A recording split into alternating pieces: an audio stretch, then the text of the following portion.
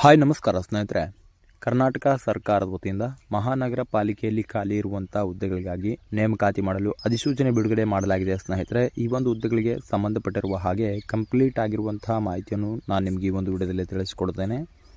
ಆದ ಕಾರಣ ನೀವು ಈ ಒಂದು ವಿಡಿಯೋವನ್ನು ಸ್ಕಿಪ್ ಮಾಡದೆ ಕೊನೆವರೆಗೂ ವೀಕ್ಷಿಸಿ. ಆ್ಯಂಡ್ ಅದರ ಜೊತೆಲೆ ನಮ್ಮ ಚಾನಲ್ಗೆ ಇನ್ನೂ ಯಾರೂ ಸಬ್ಸ್ಕ್ರೈಬ್ ಮಾಡ್ಕೊಂಡಿಲ್ಲ, ಸಬ್ಸ್ಕ್ರೈಬ್ ಮಾಡ್ಕೊಳ್ಳಿ. ಆ್ಯಂಡ್ ಬೆಲ್ ಐಕನ್ ಕೂಡ ಆಲ್ ಅಂತೇಳಿ ಪ್ರೆಸ್ ಮಾಡಿ. ನಾವು ತಿಳಿಸುವಂಥ ಉದ್ಯೋಗ ಮಾಹಿತಿಗಳು ನಿಮಗೆ ನೋಟಿಫಿಕೇಷನ್ ಮೂಲಕ ತಲುಪುತ್ತವೆ.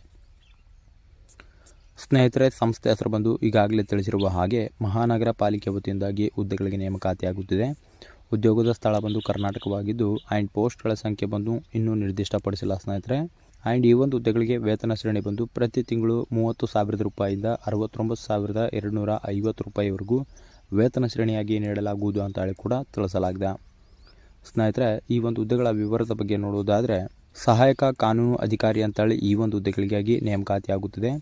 ಆ್ಯಂಡ್ ಅದೇ ರೀತಿಯಾಗಿ ಈ ಒಂದು ಹುದ್ದೆಗಳ ವಯಸ್ಸಿನ ಮಿತಿ ಬಂದು ಕನಿಷ್ಠ 18 ವರ್ಷ ನಿಗದಿಪಡಿಸಲಾಗಿದೆ ಹಾಗೂ ಗರಿಷ್ಠ 45 ವರ್ಷನ ನಿಗದಿಪಡಿಸಲಾಗಿದ್ದು, ಆ್ಯಂಡ್ ಮುಖ್ಯವಾಗಿ ಆಯ್ಕೆ ವಿಧಾನ ನೋಡುವುದಾದರೆ ಇಲ್ಲಿ ಯಾವುದೇ ರೀತಿಯಾಗಿರ್ತಕ್ಕಂಥ ಪರೀಕ್ಷೆ ನಿಗದಿಪಡಿಸಲ್ಲ ಸ್ನೇಹಿತರೆ. ಜಸ್ಟ್ ಒಂದು ಸಂದರ್ಶನದ ಮೂಲಕ ಆಯ್ಕೆ ಮಾಡಿಕೊಳ್ಳಲಾಗುವುದು ಅಂತ ಹೇಳಿ ಕೂಡ ತಿಳಿಸಲಾಗಿದೆ.